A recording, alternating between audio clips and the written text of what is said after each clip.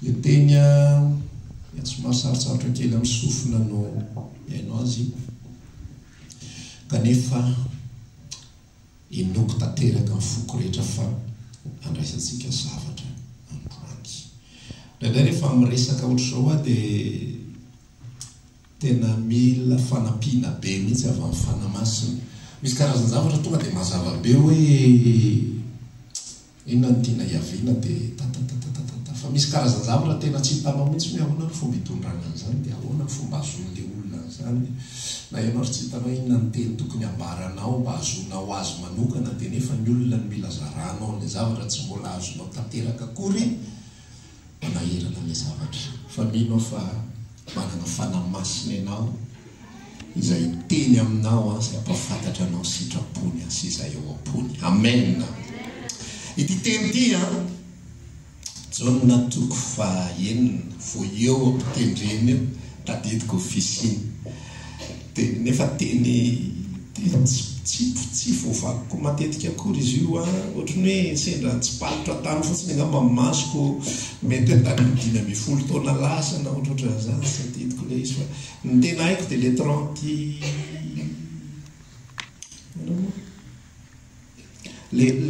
40 ny tena haiko zao sitrapony raiky zay ny andatra dia ny azon'izay rehetra mijery zanaka ka mino azy fiainana mandrakizay zaho anangana azy amin'ny andro farany. Fa le 39 io tsy tena tadidiko be izy hoe zao sitrapony zay naniraka any dia tsy amelako isovery zay rehetra nomeny fa atsangako indray izy amin'ny andro farany.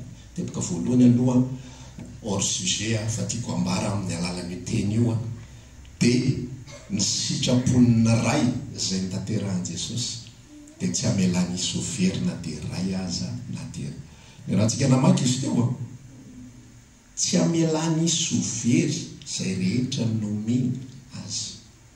Le système zany dia zao hoe ianao raha Andriamanitra no namonjy anao dia tsy avela hovery zany ianao.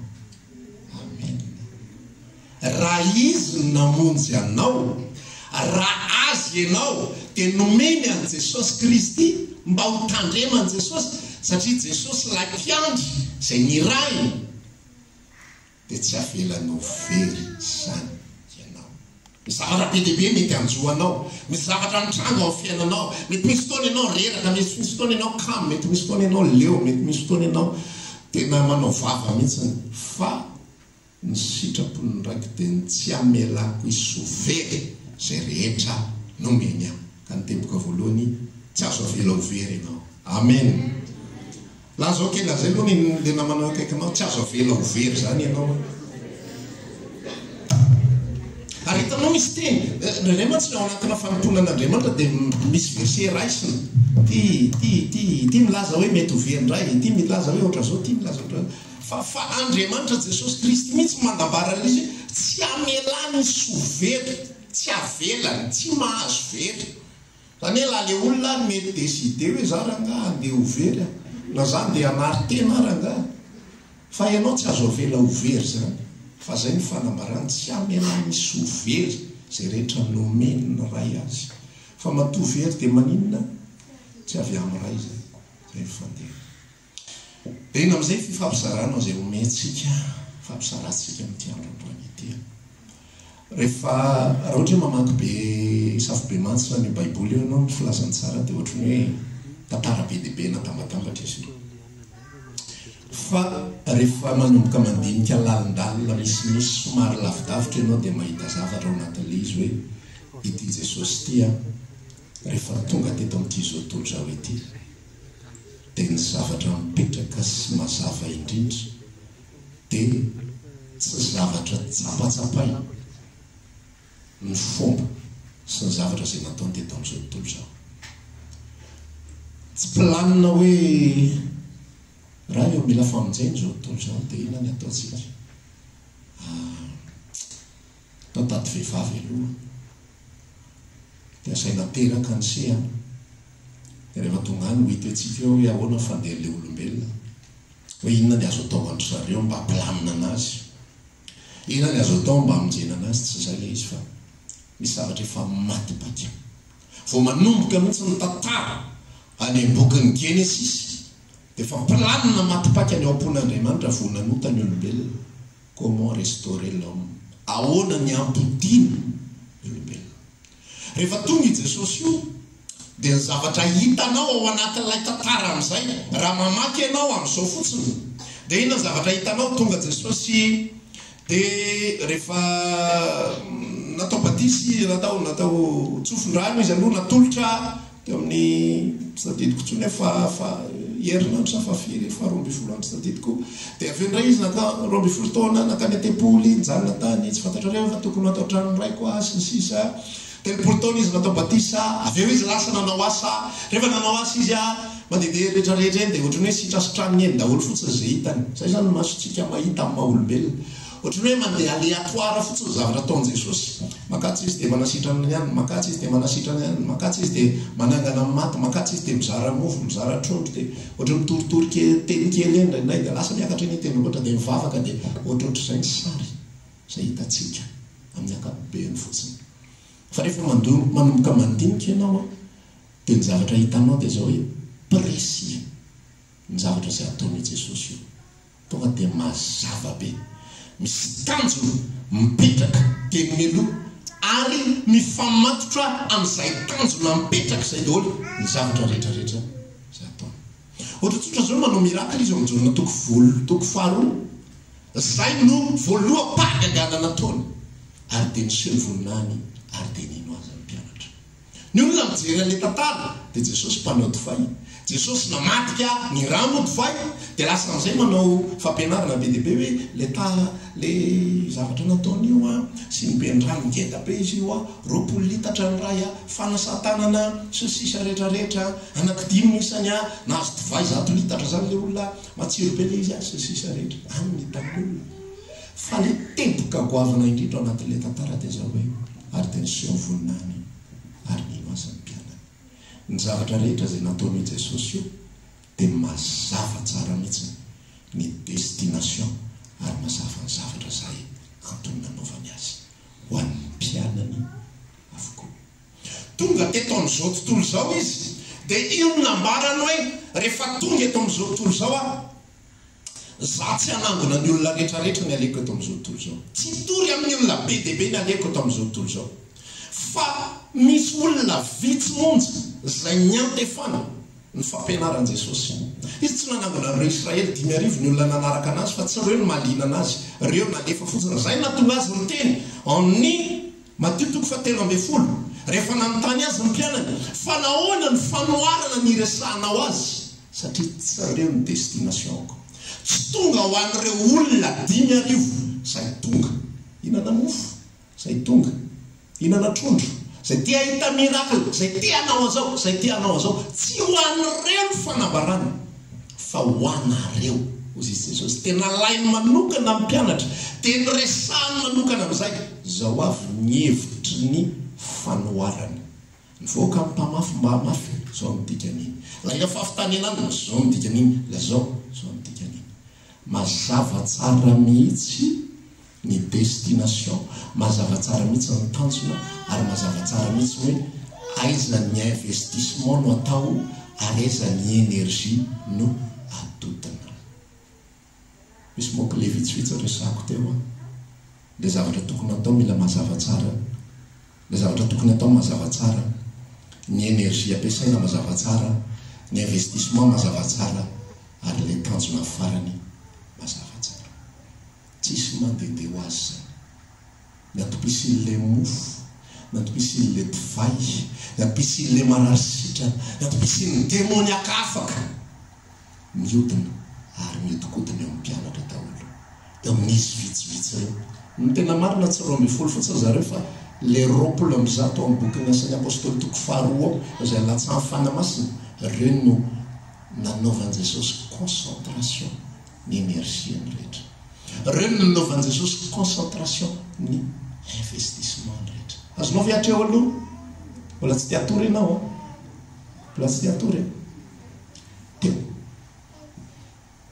Ny olona rehefa mamaky ny Baiboly dia ohatra hoe mahita an'i Jesosy miresaka mikasika amin'ny mahantra izy.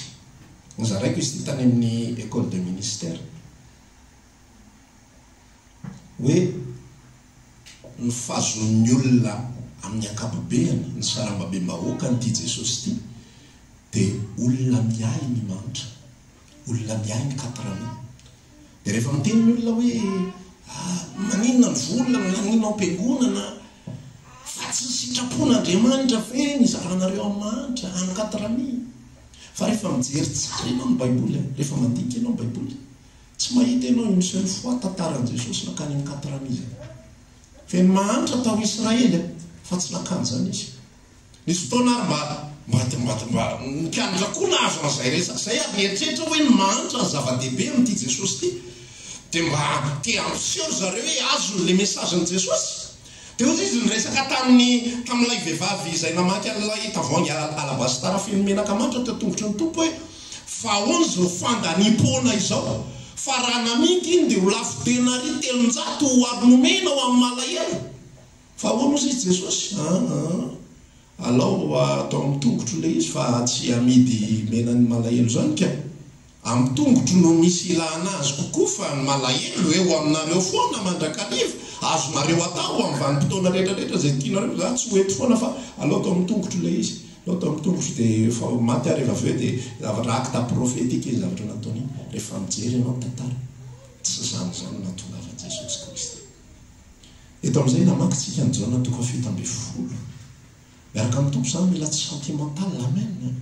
Ary mila mazava tsara hoe ohatry ny ahoana io Jesosy io, ary ohatry ny ahoana ny fiainako ihany koa zany manomboka androany. Jereo tsara rehefa mivavaka izy, rehefa mivavaka izy tonga dia mazava tsara mihitsy ny vavakany. Jaona 17, ratsika hivavaka tsika dia ozy izy mazava tsara mihitsy, tena presi tsara, zay teneko anao hoe presi, za tsy mivavaka mazotoza. Feno Israely manodidina azy, fa tonga dia ambarany amin'ny ray io, tsy mivavaka ho an'ireo, tsy mangataka ho an'ireo. Amin'ny fomba fijery amin'ny maha-olombelona fotsiny tonga hoe Jesosy tsy nampoiziko. Fa nga ianao ohatran'izany, raha fahalalako anao nge dia olona tsara fanabe. Raha fahalalako anao dia tena hoe tsy mifidifidy tafan'olona, sa tsy hoe fahalalantsika azy.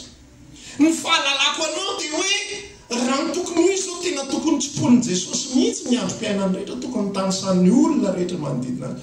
Vavaka ho any anina, vavaka ho any anina, dia ianona koa raha io, dia karakarao ianona tompo, ianona na dia tsy fantatro raha hoe misy an'izany ny anarany, io karakarao, io koa izay hitany rehetrarehetra. Zay ny olona tsara fanahy, zay ny olona mahafinaritra, fa tsy zay Jesosy.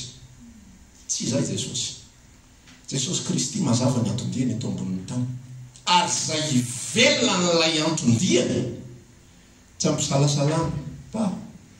Ozy izy resaka tamin'ilay vehivavy mafy be iny teny iny, le vehivavy Kananita, mba nangataka nanantona azy tompo, efa fitaitsova, efa itsova fa mba olona mino ny Jesosy tompo, la zanako tena misy demônia zao mba tantara teo. Araka ny fahaizana, fanambatambazana sy ny sisa rehetra. Fa ahoana izy ngiara iny mamaly? Tsy tonga afa-tsy amin'ny ondro very ny Israelko, tsy tonga ho anareo mihitsy tena mialatsiny, tena mampalahelo asy le ranomaso vitsivitsy io fafaolo so tena azoko mihitsy manjoa sefa zao, za tsy tonga ho anareo. Ohatr'izany ny fomba fiteny, za tsy tonga ho anareo. Ny ondro very ny Israely any natongavako, zany ondro very ny Israely zany tsy Israely fa zay ondro very ity ambarany sodramasiny ity Jaona 1 zay nomeny ray koa ho an'ireo no natongavako. Manomboka azonao ve aminao? Mbola Jesosy fotsiny zao aloha resantsika, resaka atsikitsika rehefa avy. Lazao kely namanao rehefa ve resaka atsika. Fa ny Jesosy mazava tsara, mazava tsara, mazava tsara. Atao manomboka mahazo ny fomba fijeriny tompo, tsy hoe za koriny tsy te hivavaka ho an'ny hafa, fa tena henoko amin'izay hoe ny zanak'Andriamanitra io. Ozy izy Paoly miresaka hoe Korintana 2:7, za ozy izy miazakazaka nefa tsy manako tontolo, Ary ny olona rehetra zay miazakazaka ozy izy dia miazakazaka eo amin'ny tany fiazakazana. Ndika le hoe tany fiazakazana dia le pesta fiazakazana iny mihitsy. Zany hoe mpiazakazaka tsy hoe rehefa miazakazaka ianao nanga dia mety na ny midika ianao miazakazaka na ny tambary ianao miazakazaka. Rehefa manao an'izy ianao dia kotiana fotsiny dia zay dia oke. Fa zay miazakazaka eo amin'ny tany fiazakazana zay re ihany no mikoty. Fa ny ambiny rehetrarehetra reraka fotsiny eo. Reraka fotsiny. Raha ohatra ianao zao mahay be nefa ianao tsy misoratra anarana any amin'ny toerana zay tokony anoratana anarana any amin'ny office du bac na tsy haiko. Hoe za nalabaka amin'ny farany taona. Tena hoentina eo aminao ara dia traitenao le sujet dia ino moa tsarain'ny mpampianatra le izy. Tsy valideny satria ny anaranao tsy any amin'ny office du bac. Fa raha ny amin'ny office du bac ny anaranao dia hainao le izy. Zay ianao tafavoaka. Mazava tsara mihitsy ny antom-pisiany Jesosy. Mazava ny antom-diany. Mazava ny concentration. Tsy mandeha ivelan'izay nanoratana azy. Zay ny atao fahafokarana. Fa raha vao mandeha ivelan'izay nanoratana azy dia tsy mahavokatra. Ny zanak'Andriamanitra hiditra antsika amin'izay aritsika. Ny zanak'Andriamanitra ihany koa. Za dia hizara aminao amin'ity androandroany ity hoe fataro ny antom-pisianao eto amin'ity zao tontolo zao ity. Fataro ao amin'ny Kristy inona ny antom-pisianao. Inona ny antom-pisianao. Mila fantatritsika izany ny an'i Jesosy fantany tsara ho an'ny reto ny antom-pisianao.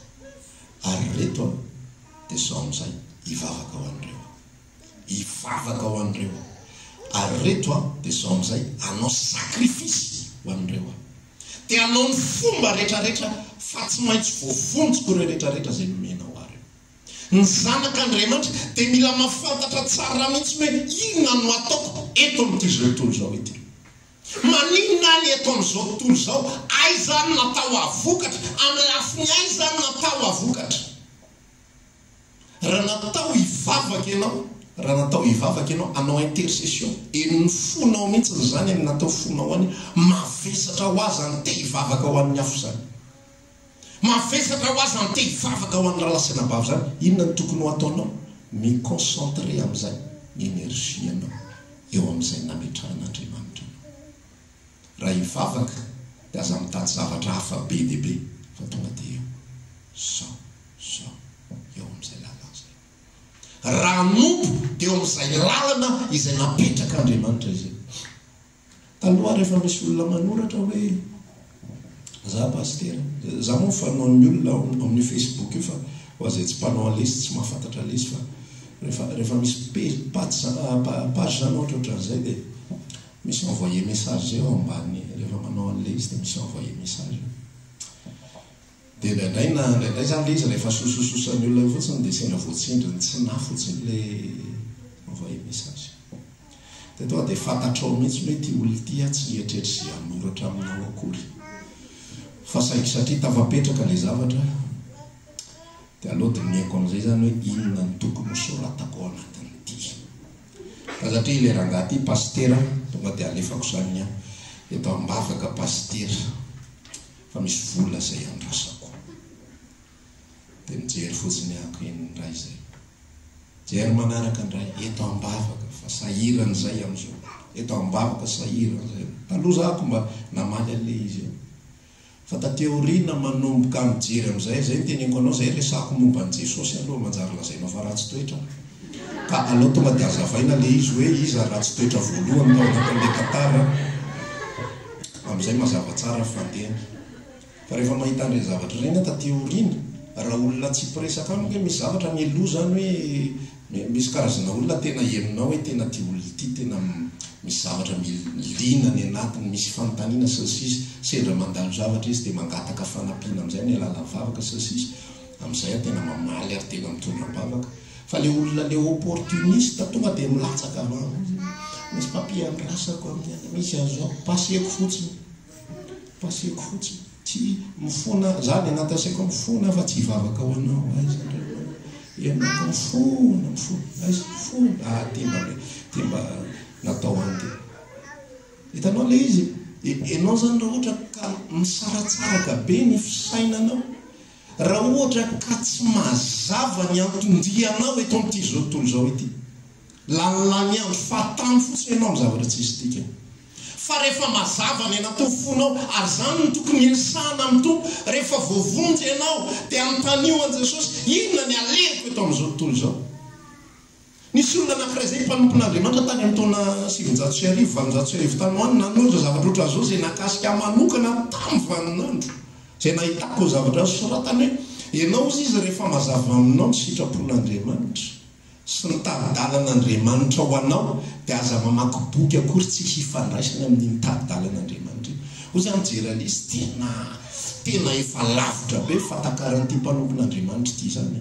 Zany hoe izy raha ny rahanao evanjelista dia tsy hanao étude biblika mihitsy izy izay mifanaraka amin'ny maha-mpampianatra.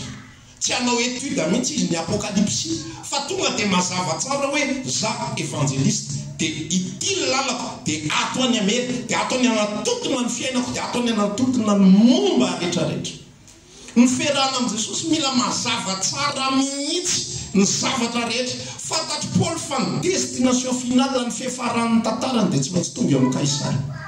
Dia tsy miala tao anatin'ny sainy sy ny folo mihitsy, ary zay dia hoe za mamely tontondry. Efa manino? Tsy mamely rivotra. Tsy mamely rivotra. Fa fantatro tsara izay ho asiko tontondry. Fantatro tsara ny lalana izay aleko. Ny zavatra hitrangy eo alohany tsy fantatra. Tsy hoe aty na ahoana na maninona tsy fantatro zany. Sy ny fomba anaovan'Andriamanitra azy. Fa ny antom-pisiny sy ny antony-natongavany fantany tsara. Za natao hivavaka ho an'ireto olona reto. Za natao hangataka ho an'ireto olona reto. Ny atsy nomena, ny atsy nomena, fa reto nomena. Ato ny concentreko ny momba rehetrarehetra. Tsika manompo an'Andriamanitra ihany koa ao anatin'izao tontolo fanompona izy. Za te hizara aminao amin'ity androandroany ity, aza mijery zavatra hafa ianao. Rehefa manompo an'Andriamanitra ianao, misy olona be dia be iome ianao. Misy olona be dia be aneso ianao. Misy olona be dia be anarapy ianao. Ary zay ny ilana antsika mibanjina tsara mihitsy, haitsika tsara ny Hébreu 12:20 mijery an' Jesosy tompo ny finoana sy mpanefa azy, izay naharitra ny fanaratsiana nataon'ny mpanao. Ao anatin'ny fiarahana amin'Andriamanitra misy feo be dia be mihitsy hoe ny sofina. Ary misy zavatra be dia be izay mitady hiantefany ny energia anao. Ny olona mieritreritra hoe ity Jesosy ity tena natao hamonjy firenena. Mana-kapasite an'izany izy losa tsy manana. Afaka nanao an'izany izy sa tsy afaka? Vavaka io ny Baiboly. Tsy ho vavaka indray mandeha akory izy ho amin'ny firenena. Tsy vavaka indray mandeha. Ho an'ilay olona mitady Jesosy eo vonjeo ny firenena, raha namaly izy dia namaly hoe niay ary tsy ho vonjeo. Jerenao tsara ilay zavatra. Ilay izy ohatrany hoe mandehandeha ho azy fotsiny, fa jereo tsara mihitsy ny fomba fisainan'ilay atao hoe Jesosy zanak'Andriamanitra. Fa misy tanjona mipetraka. Dia tsy mivily amin'ny ankavia ary tsy mivily amin'ny ankavanana. Fa tsy maintsy vita eo, iny ihany ny lalana. Misy me ao anatin'ilay izy, toy izany ihany ny lalana. Misy manaraby ao anatin'ilay izy, toy izany ihany ny lalana. Misy manenjika ao anatin'ilay izy, toy izany ihany ny lalana. Rehefa ianao natsoina ho amin'ny fiainana mandrakizay, misy zavatra be dia be tsy ampoizinao afovoany. Ny fianakavianao, ny olon-tianao, ny vadinao, ny zanakao, ny ray aman-dreninao. Mety misy maro be dia be. Fa zavatra izay ampianaran'ny Tompo atsika amin'ity androandroany ity. Misy zavatra napetraka eo alohantsika. Dia tsy nafahafiazakazana filokana. Raha olomba fidan'i Kristy ianao tsy natao hiasa nalehanao eto ambonin'ny tany. Amen. Ny asa dia natao anandro fotsiny. Fa rehefa misandraka ny fisainanao, dia inona zavatra ataonao? Korotana ny asa na misy tsy mety ny asa, ao amin'ny asa indray aloha mandritra ny vanim-potoana ohatro. Adinidiniko indray aloha Jesosy. Ny Tompo mamindra fo ka, ny Tompo mandamina ka, ny Tompo manao izay tokony atao ka, ny Tompo comprendre ka, marina nge zany. Fa ny atodohanao amin'izay fotoana izay mipatitaka. Ary tsy cible amin'izay fotoana izay fiainanao. Tsy tafapetraka ilay cible, tsy tafapetraka ilay cible, fa vao mainka mikorotana indray ianao. fa mila apetraka ny cible, mila apetraka ny marika, mila apetraka ny tanjona. Zao ny zavatra zay tiako hatongavana. Ino ny tanjonao anatin'ny fiainako? Ny ho raisin'i Jesosy Kristy dia milazainy hoe midira fifalian'ny mpanomponao amin'ny tompo, midira fifalian'ny tomponao mpanompo tsara sady mahatoky. Raha zay no tianao ho tanjona, raha zay no tianao ho hatongavana, azavela zavatra hafa neligelinanao. Misy problema foana hitrango anatin'ny fiainantsika. Raha mananjanaka ianao, misy fotoana io marary, misy fotoana io mandreraka, misy fotoana io manabataba, misy fotoana io manao zavatra maro isan-karazany. Tsy hoe tsy rarahitsika akory ny zanakitsika, fa tsy an'le energie no laniana. Tsy hoe tsy rarahina akory ny asa, fa tsy an'le energie no laniana. Jesosy nie ninakaniny, Jesosy mila sakafo sy sisa rehetra, fa izy tsy mandany energie amin'izany. Ny mpianatra zay mbola tsy mpianatra moa fa ny olona hafa izay mbola manana saina mipatitaka be sy miparitaka be amin'ny karazana zavatra maro isan-karazany, dia mbola manontany, inona no hoaninay, inona ny sotronay, tompo ahoana ny amin'ilay mofo? Sady zay sosi zay ny olona ny mpianatra tao anatin'ny lasamba, ahoana ny amin'ny mofo, inona ny olana ngamba iveriny mitandremany amin'ny masirasira fariseo sy sadseo. Hozy izy mpianatra ngambany amin'ny tsy nitondratsika mofo zany, satria maninona tsisy an'ilay tanjona. Ny an'i Jesosy samy tanjona tafapetraka, ny ambiny fanampiny fotsiny any. Ny fihinanany mofo fanampiny, ny mofo azo hohanina, azo tsy hohanina. Rehefa tsy mipetraka ny tanjonao, tsy maintsy hohanina mofo. Mahafatiny tsy mihinana mofo. Ary rehefa tsy mahazo mofo, dia mampitomany eo anatrehan'Andriamanitra. Dia na ny vavaka ary orienté resaka mofo, dia miresaka amin'Andriamanitra tompo. Io mihaiza ny olona izay noho ny amin'ny mofo. Jesosy io, fa aiza le teninao hoe na dia liona tanora tsy ampihanina kanona, fa zay mitady an'i Jehovah kosa dia tsy oriny zavatsoa. Ny olon'ny testamenta tanora lasanabavy tsy manana antom-pisia. Velona fotsiny izy ireo dia manaraka an'izay namitran'Andriamanitra anazy. Velona fotsiny izy dia natao izy amoaka taranaka, natao izy amoaka an'izay tohany eo fotsiny, natao izy hitandrina ny lalàna fotsiny. Voatandrina ny lalàna dia mahasoa izy, dia mahavokatra ny taniny, dia rehefa mahavokatra ny taniny dia faly izy. Fa ny olona amin'ny Kristy androany tena te hiresaka mihitsy, tsy ny tany mahavokatra ny antony fifaliana, fa ny tanjony tafapetraka ary ny tanjony tanteraka. Androany izy mandroso indray amin'ilay niantsona Andriamanitra azy, zany fiorenany fifaliana, ary zany fiorena ny antom-pisiny rehetrarehetra.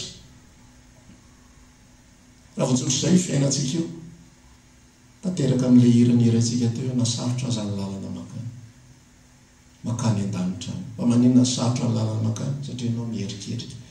Lalakalehanao an-tanimbary terikely, ianao mandeha mierika, tsy mierika ro mahita trondro kely mandeha dia hoay le trondro kely, iny dia vasaika mipolisatra ny tongotra. Misy olona indray manenjika ao aoriana, le olona amin'ny tsy tena manenjika fa neverinao fa manenjika anao. Misy kakazo nientsiketsika tampoka neverinao fa biby lava dia efa nikoropaka indray ianao dia vasaika latsaka tao anaty tanimbary indray.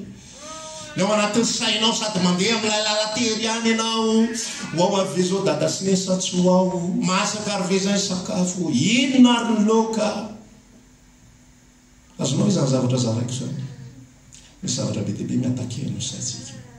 Amin'izao fotoana iainantsika izao. Araka ilay fanoteniniko teo, mbola tsy mandeha fifidianana dia efa mihodina ny anaty saina hiatrika krizy manaraka izy. Ny information hitan'ny masontsika ihany koa moa mifanaraka tsara amin'izay zavatra izay, mialimenté, manome sakafo, mba tsy hampatonga anao hijery an'ilay marika, mba tsy hampatonga anao hisainy, hibanjina, anao concentration, hifantoka amin'ilay marika izay napetraka teo anoloanao. Tena ny zavatra rehetra nitranga teo amin'ny tontolo izay iainan'i Jesosy inge nanelingelina azy daholo, na nelingelina natram-pianatra izay antom-pisiny sy antom-pahavelomany ary. Eritreretinao zany hoe ireto ny antom-pisiko, fa ny anankiray amin'ireo hamadika. reto ny antom-pisiko fa rehefa hiatrika ny azo fijaliana andao ahy izy rehetrarehetra indrindra le anankiray lokaloka hoe izao ry Jesosy dia tsy mba hiala aminao zany mandrakizay na dia ho faty ary. Jesosy mety niteny taminy Petera tsy anenendrogy ny teniny ako Jesosy any tonga dia tapako ny teninao fa na kofiry maneno tsy hiala aminao aho. Fantatry Jesosy ny zavatra fa tena tsy mirata mihitsy le sibla ao anatin'izay. Inona ny aleko eto ho an'ireto mpianatra ireto, inona ny ataoko eto ho an'ireto mpianatra ireto. Misakafo aho mba ahafahako manana hery, ahafahako mamita an'izay nandrahana. Dia tahak'izay ihany koa isika. Zany famorana ny fiarahana amin'ny Kristy fa sarotra be miaraka amin'ny Kristy rehefa tsy mazava ohatr'izay satria manino Andriamanitra tsy hamaly anao arak'izay ilainao zany foana. Androany izy mety manome izay ilainao. Raha pitso ianao vavaka tsy omeny indray le izy. Raha afaka pitso ianao mamerina vavaka ny esoriny indray le nomeny anao. Le teo zany efa tsy azo le nomeny indray nongotany rehefa avy eo. Manahirana be zany fa raha vao tsy marike tsara mihitsy hoe inona no ataoko aty miverindalana dia lasa mitady zavatra hafa.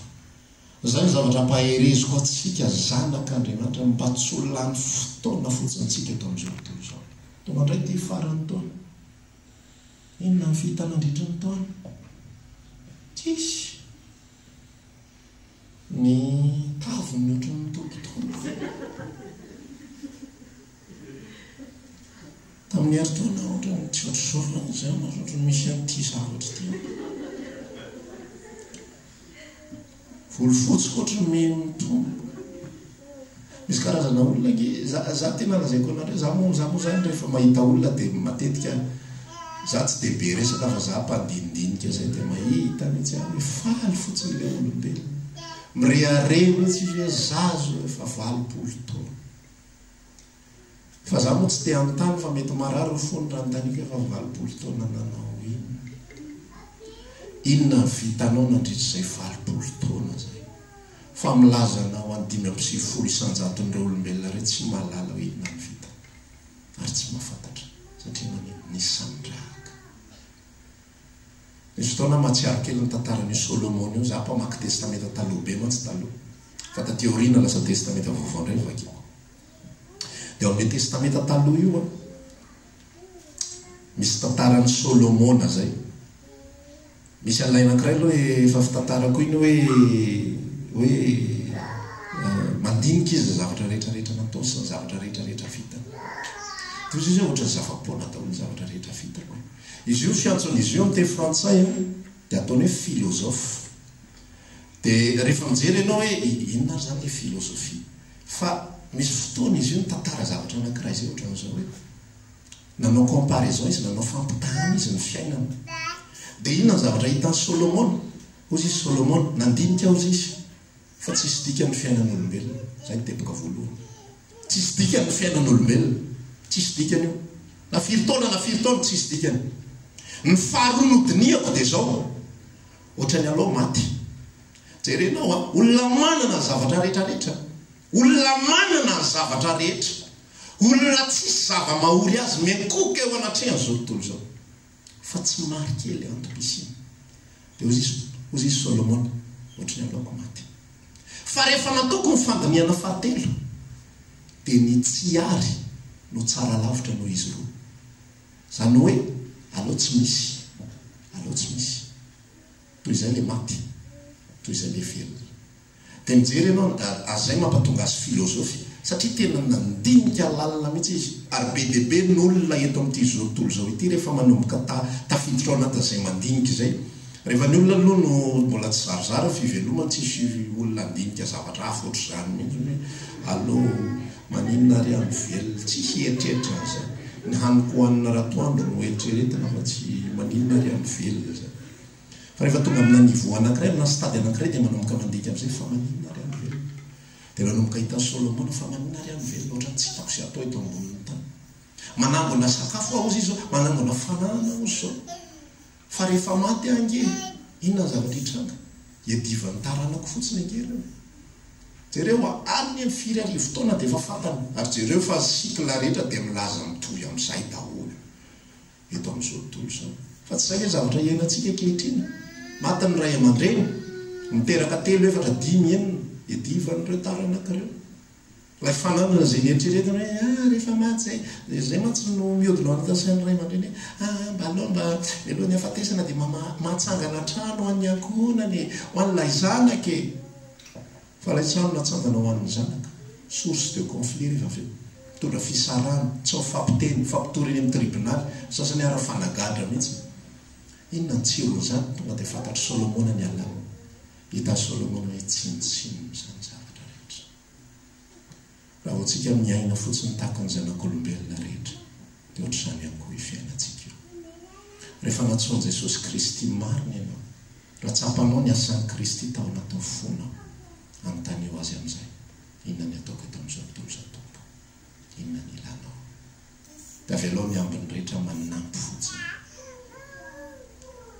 anampy anareo azy zany zavatra rehetra manampy ny vady manampy fotsiny fa rehefa misandrahaka ny saina fa tsy marika le tanjo dia lasa amin'izay isaka mihetsika vady no problema vilikely ray aloha zany aona ny fomba azoana vady azo le vady lova hiverina atao aminao Jesosy zaza tena hiverina hivavaka ao anatin'ilay hiverina hivavaka nahazo vady afa 5 taona zay tsy mahazo zanaka aonandray fomba azoana zanaka lasa ndray vily ariano mianina ndray ariano fiangonana tahaka izao tena mifona fa tonga dia ataoko mahitsy mihitsy fa rehefa ny olona tsy manana antom-pisina ao Kristy tady an'io valim-bavaka io ny ataony rara ato misy valim-bavaka indray ato misy an'izao indray dia nefa rano tsy maintsy tonga ny amin'ny tiktak-do hoe spécialiste amiko ainy tsara mihitsy manoro anao hoe ianao mila an'izao ato ny fandeha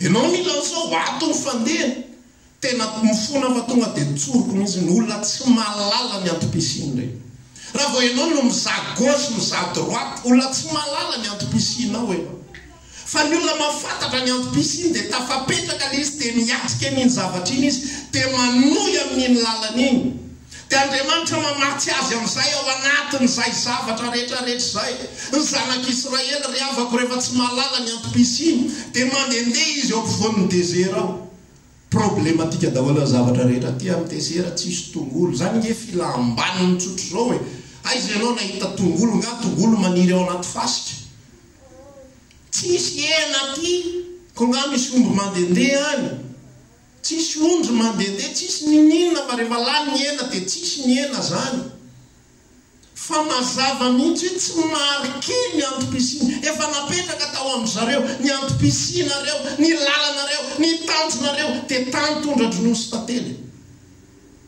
fa ozy izy misaotra masina nylaza hoe tsy miaro finoana tao am-pony sainandre izy zany mivoaka ny teny mivoaka ny fanambarana fa rehefa tsy miaro finoana midikany hoe miaro dia composé mitambatra miaraka amin'ny finoana tsy miaro finoana tao am-pony sainandre zany dia mandalo fotsiny takizay ihany koa tsika eto lasaina aminao toriana aminao ny fiainana mandrakizay toriana aminao Jesosy velona ho anao fa rehefa tsy marika ao am-ponao zany zavatra zany dia ekenao ambava fotsiny ekenao anatin'ny vavaka fotsiny fa ny lalanao mbola misandrahaka be dia be dia reraka ianao tsy ampisakafo ianao reraka ianao maditra ny zanakao reraka ianao ny amin'ny fiainana satria tsy miova ny toe-javatra tsy miova ny situation tsy mifanaraka amin'ny eritreretinao tsy mifanaraka amin'izay tianao matsiaro ny tantaran'ny Jona tsy marika tao am-pony Jona ny tanjon'Andriamanitra inona nampifalifaly azy tanatanamanga inona nampalahelo azy tanatanamanga fa tsy marika tao anatin'ny fony mihitsy hoe za irak'Andriamanitra andeha hitory ny teniny zampanompo tsy mendrika ety zampanompo tsinitsiny ny rahan'Andriamanitra samy ny zava-dehibe misaotra tompo fa na dia tsy tiako avy la iraka ny rahanao aho ho tanterahako ilay izy manampy fotsiny amin'ny tanatanamanga rehefa maty ny tanatanamanga avy eo afaka misaotra fa rehefa ny olona tsy marika ao anatin'ny fony ny antom-pisiny tsy mahay misaotra ny amin'ny zavatra rehetra izy Jesosy mivavaka misy fotoana izy tsy mihinan-kanina fa tsisy olonan'izay. 70 taona mifaty hanina, inona nifadiana hanina ho an'ny mpianatra. Zao no lazainy sotra masina hoe nentina nalay, nentiny fanahy ary Jesosy dia nentiny fanahy ho alaina fanahy. Nentiny fanahy masina ho alainy mpaka fanahy anenifitra. Luka 4:4, Matteo 4:4. Zay ny antondian'i Jesosy tany amin'ny désert. Rehefa tsy fantatry ny olona zany zavatra zany dia lazainy fa handray hery no alehany ihany. Ahoana ary zany resaka zany Jesosy handray hery dia mila fifadikana 70 andro 70 alina fa ahoana ary zany fiodafisainan'ilay olona zany. Fa ngatsy zanak'Andriamanitra ny tonga teto tany iny sao dia very fa ohatra azy ary ka hoe mila fifadian'ny 70 andro 70 alina vao azo hery. Tsy azo hery zany ny alehany ihany fa ho alainy devoly fanahy no alehany ihany. Inona ny antony? Mba aseho ary tantaray ary ho hitan'ireo mpianatra ireo fa satria izy naharesy ny fakapanahy tao amin'ny tenany dia mahavonjy izay rehetra alaim-panahy ihany koa. Sasy ianao mbola velona androany. Alleluia. Misaotra Jesosy. Fa inona ny ataontsika eto? Zay andro anniversaire. Rovina ny anniversaire anao. Dia anao hoe merci mon Dieu un an de plus. Zay ny ataontsika eto. Miasa ianao, mianatra ianao. Mianatra ianao ohatra classe de tsy fantatro. Première année, deuxième année. Inona ny atao eto? Mianatra diplôma. Rehefa azo le diplôma dia apetraka indray ny tanjona manaraka. Dia ahoana rehefa zay. Zava-poana sy misambotra hevitra. Kristy ny antony havelomako izy Paoly. Fahafatesana ny azoko tombony. Tanao ohatran'ny fahafatesana tsisy rarahiny azy. Tsisy rarahiny izay fahafatesana. Misy fotoana Paoly andeha hody any Jerosalema. Zaho ozy hody any Jerosalema nitomany ny olona Paoly maty ianao raha makany. Inona maneno ireo mitomany ozy izy manao izay mampalahelo fanahiko. Nafatotra nisy mpaminany atao hoe Agabo nahazo ny fekibon'ny Paoly dia nafatony tany. Nohatrizao ny anaovan'ny olona ny tompon'ity fekibo ity rehefa tonga any Jerosalema. Ozy Paoly resaka tamin'ny Agabo feverinao matahotra an'izany. Avereo ny fekibo aloha. Fa zao no lazaiko anao. Za tsy vonona no afatotra fotsiny ihany fa no faty ho an'i Jesosy Kristy. Marika tao anatin'ny fo. Io ady divatsika io falemena kely. Jesosy za mbola memenina foana. Ny antony mampimemenina anao. Tsy marika ao anaty fonao ny antom-pisinao. Tsy marika ny tanjonao. Dia lozanao miadiady kely foana isaky ny mietsika. Ady madinika foana ny divatsika. Nefa tsika miatrahan'Andriamanitra ary ampahafantarin'Andriamanitra zava-dehibe apetrao mihitsy zany manomboka anao. Rehefa hivavaka dia inona no entiko ambavaka? Fa tsy hoentina ambavaka daholo ity rehetrarehetra ity. Pampasoloa fotra. Le anina tampo dia le anina Jesosy dia le anina Jesosy dia le ohatran'izao dia le ohatran'izao dia le ohatran'izao. Za lazaiko anao za fa matoana tsy tadidiko tsony oviana avavaka ho an'ny tenako farany. Tsy mirehare amilazan'izany fa te hanazava aminao hoe raha tianao ny ahomby tsara fiarana amin'i Jesosy. Mila tsy misandraky ty lohanao ty amenina. Ny fivelomanao dia natao amelona anao fotsiny. Tapitra tsy eo, tapitra tsy eo. Tsy io ny antom-pahavelomako. Ho an'izay bizina, tsy bizina ny antom-pahavelomanao. Amen. Zay miasa tsy asa ny antom-pahavelomanao. Io ankonanao io tsy io ny antom-pahavelomanao. Taovy mazava amin'ny sainao tsara zay. Zay mihitsy amin'ny sainao. Mila azavainao tsara mihitsy ndao tsika hipetraka aloha saina. Zao aoko fantatrao fa tsy io ny antom-pahavelomantsika. Aoko fantatrao fa tsy hinan-kanina ny alehantsika eto amin'izao tontolo zao. Aoko fantatrao fa tsy hanangatrano ny alehantsika eto amin'izao tontolo zao. Fa tsy hoe mitombotombo kely ny vola dia mahazoazo kely dia manangonangona dia lasa any daholo fosaina am-pampana. Zay ny afatra ho antsika amin'ity androandroany ity. Marika eo le izy. Concentré ho an'ny mombanao rehetra. Concentré ho an'ny mombanao rehetra. Mameleza tontondro dia aza mamely rivotra tsony manomboka zao. Amen. Lazao le namanao aza mamely rivotra tsony. Fantatrao le rivotra io zava-poana rehetrarehetra enjehantsika erazao tontolo zao. Io fahasalamana tadavitsika mafy io rivotra ny anarany. Io vola tadavitsika io rivotra ny anarany. Fahombiazana tadavitsika rivotra ny anarany io. Fitombona promotion rivotra daholo reny rehetra reny. fa mameleza mafy amin'izay manomboka androany dia hitanao fa tonga ho azy ny ambiny rehetra sady zay ny afatra zay teny Jesosy mihinanareo miamam-poany reny izy fa maninona moa ka tsaono inona zany ny atopisitsika fanjaka zao famarina dia maninona manampy anareo ho azy fotsiny lahy mikoanina manampy ho azy lahy vady io milamina ho azy io ary na tsy alamin'ny tompo ary zay ifanarany izy sy ny tompo ao amena tsisy samanao amena